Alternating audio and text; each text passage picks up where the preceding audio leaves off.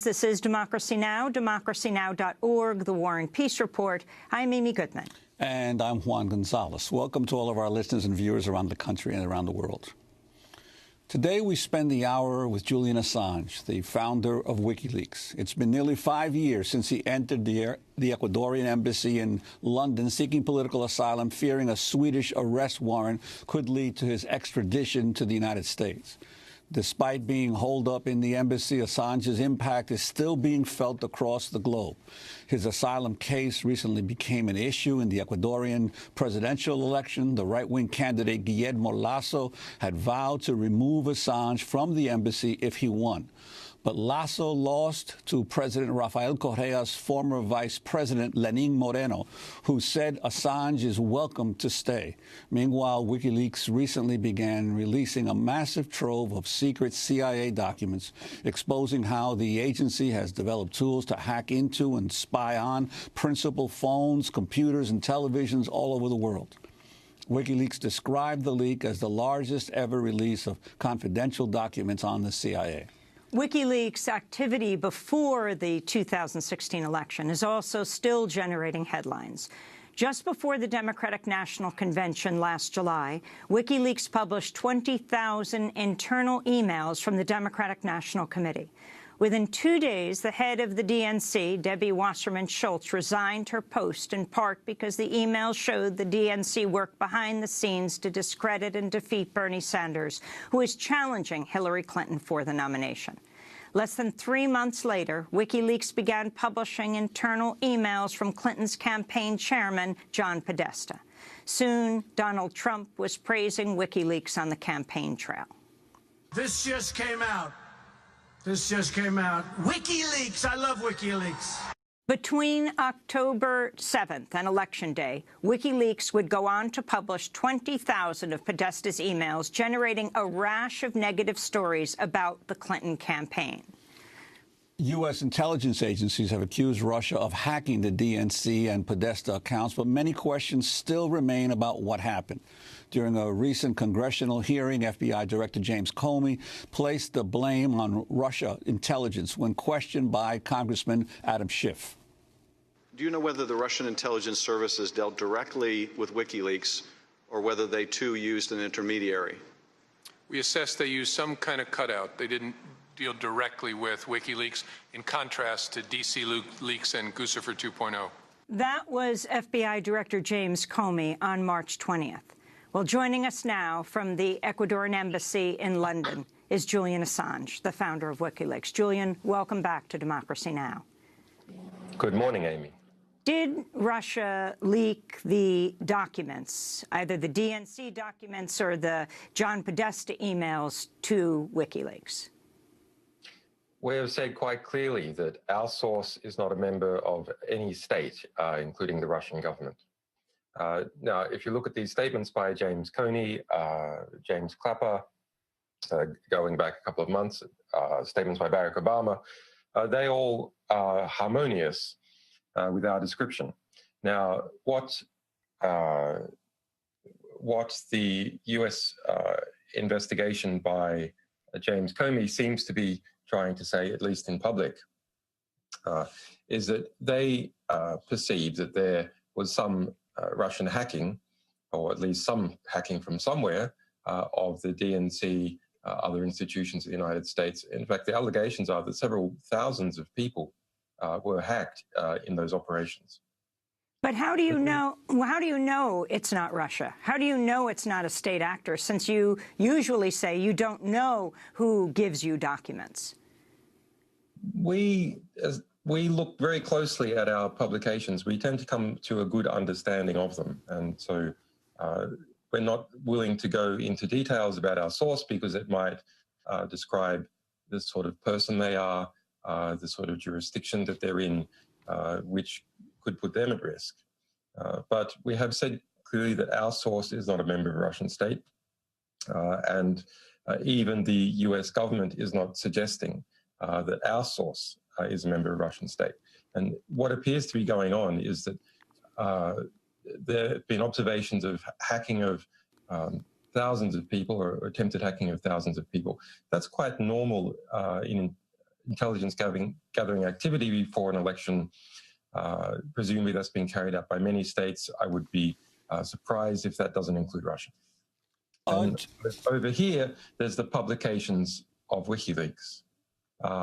And what there isn't is something in between the middle. So there's a allegation that, well, if there's been hacking here and there's publication over here, then these must be directly, causally, intentionally related.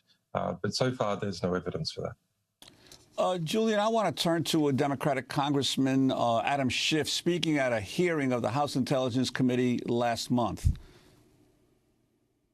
Later in July and after the convention, the first stolen emails detrimental to Hillary Clinton appear on WikiLeaks. A hacker who goes by the moniker Guccifer2 claims responsibility for hacking the DNC and giving the documents to WikiLeaks. But leading private cybersecurity firms, including CrowdStrike, Mandiant, and ThreatConnect, review the evidence of the hack and conclude with high certainty that it was the work of APT-28 and APT-29, who are known to be Russian intelligence services. The U.S. intelligence community also later confirms that the documents were in fact stolen by Russian intelligence, and Guccifer2 acted as a front. Also in late July, candidate Trump praises WikiLeaks, says he loves them, and openly appeals to the Russians to hack his opponents' emails, telling them that they will be richly rewarded by the press. That was Congressman Adam Schiff. Julian, I'm wondering if you could respond to some of the things he's saying in that statement. Well, Mr. Schiff is a Democratic congressman who's trying to whip up a kind of neo-McCarthyist fervor in order to distract from the epic failure of Hillary Clinton and that team when they lost, of all people, to Donald Trump. So it's not particularly interesting. I think we should pull back and put things in context. The United States government, since 1950, has intervened in 81 elections, interfered, to use Schiff's language, in 81 elections. That is not including coups, which have overthrown the government. So there's a long history of the United States doing this to places around the world in infamous ways, and most recently alleged interference in the election of Israel.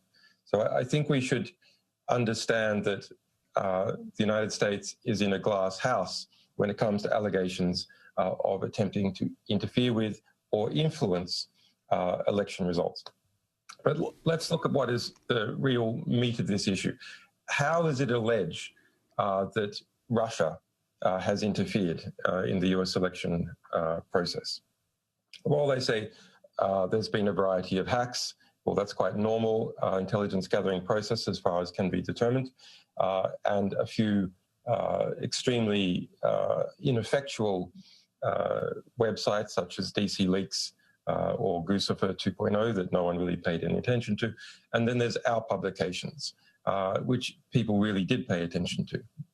Now, what is in our publications? Well, from our perspective, we have just published accurately and fairly what Hillary Clinton said her positions were in her secret speeches to Goldman Sachs and in relation to the DNC and its attempt to rig the election to exclude the primary process, to exclude Bernie Sanders. So at the heart of this issue is whether people were told the truth about Hillary Clinton and the DNC. If there hadn't been an ugly truth there, it wouldn't have made any difference. There was an ugly truth, and we published accurately and fairly that ugly truth. Now, our source wasn't from the Russian state, but if it had been from a state, would we have suppressed that information before an election, or would we have accurately and fairly published it? Of course we would have published it. Well, but I wanted to ask you, in relation to what you said, we've had other guests on, for instance, Scott Horton, who said, yes, you're absolutely right. The United States has been involved in seeking to destabilize governments and overthrow governments all over the world. But Horton said that there's a difference between what Russia attempted to do and whether anyone in the Trump administration colluded with Russia or helped or cooperated or had conversations with the Russians as they were seeking to destabilize the U.S. elections. And Scott Horton says that would be definitely a problematic issue for Trump. I'm wondering your thoughts about that. I would agree. That would be interesting and unusual. I don't think it's true. I think it is interesting that early on that Trump and people around him took a position of rapprochement towards Russia, a very strong position of rapprochement towards Russia, and not a classically Republican position. I think that is interesting. It is somewhat compatible with Trump's statements going back a very long time.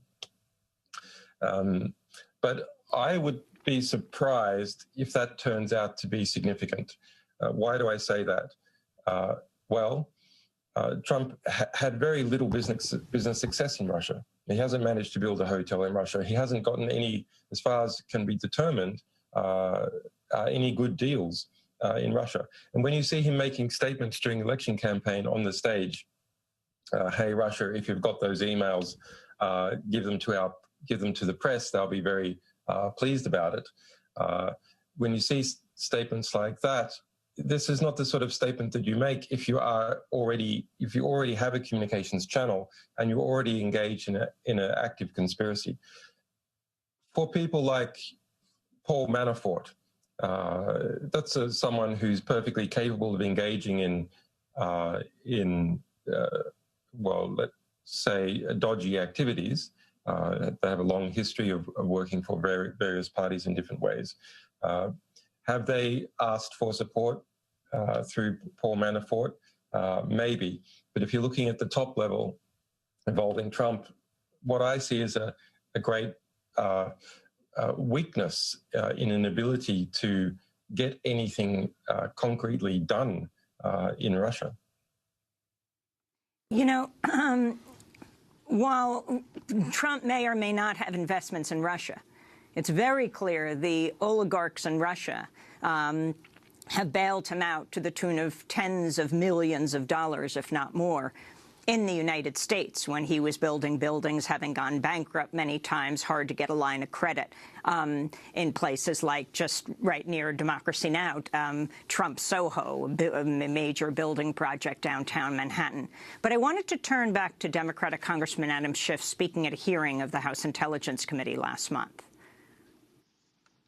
On August 8th, Roger Stone, a longtime Trump political advisor and self-proclaimed political dirty trickster, boasts in a speech that he has communicated with Assange and that more documents would be coming, including an October surprise.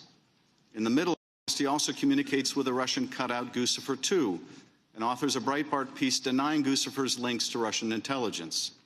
Then later in August, Stone does something truly remarkable when he predicts that John Podesta's personal emails will soon be published. Trust me, he says, it will soon be Podesta's time in the barrel, #CrookedHillary. In the weeks that follow, Stone shows a remarkable prescience. I have total confidence that WikiLeaks and my hero, Julian Assange, will educate the American people soon, he says, #LockHerUp. Payload coming, he predicts, and 2 days later, it does. WikiLeaks releases its first batch of Podesta emails. The release of John Podesta's emails would then continue on a daily basis up until the election. And this is Trump advisor Roger Stone speaking on August 8th. With regard to the October surprise, what would be your forecast on that, given what Julian Assange has intimated he's going to do? Well, it could be any number of things. I actually have communicated with Assange. I believe the next tranche of his documents pertain to the Clinton Foundation, but there's no telling what the October surprise may be. That was Roger Stone speaking August 8th in Broward County, Florida. If you could respond to the substance of what they're saying, Julian, and explain what is your relationship with Roger Stone? Well, I don't want to be an apologist for these people, but really party politics in the United States is something that everyone has to get away from. This creation of two polarities by different elites that then suck up all the political energy in the country. Well, we can talk a little bit later about what's happened to the Trump administration and this fascinating process that we've been seeing about how many days does it take for the security sector to digest the president. Something like 75 appears to be the answer. Okay, Roger Stone, I've never communicated with the guy. He's never communicated with me, where other than very recently to say, what are you doing, saying that we have communicated? Please explain, because as far as all our records are concerned, we haven't. He has simply brilliantly inserted himself into this equation. Now, remember, Stone was pushed out in 2015 from the Trump campaign. When WikiLeaks was engaged in its publications exposing interference in the primary process at the DNC, that was the biggest thing on the political radar for that time period. And so Stone, having nowhere to be, decided to suggest that he had communications with us. But let's look at his predictions. He predicted that our publications were going to be about the Clinton Foundation. He was wrong. All his other predictions, where they're accurate, the statements that we made in public. We said we had information about Hillary Clinton, that we were going to publish it, etc. So when you hear Adam Schiff saying, oh, that Roger Stone said that there's that WikiLeaks publications are coming, I was saying on TV interviews that we had publications that were coming that were about Hillary Clinton. So Stone predicted that we were going to publish on October 4th. We didn't publish on October 4th. That was our 10-year anniversary, etc. Literally, there's no predictions that he has made in relation to us that have come true that have not been public. So I think, you know, you have to admire the chutzpah of how he has played on democratic desires to see a connection and has exploited that in order to sell his books and in order to gain prominence. I mean, it's very impressive. He just simply lays out a piece of bait that he understands that the democratically aligned press will leap forward slavishly and put that hook in their mouth. Julian, we have to break. Because it suits him. But we're going to come back to this conversation. Julian Assange, founder and editor-in-chief of WikiLeaks, speaking to us from inside the Ecuadorian embassy in London, where he has been holed up for almost 5 years. This is Democracy Now! We'll be back with Julian in a moment.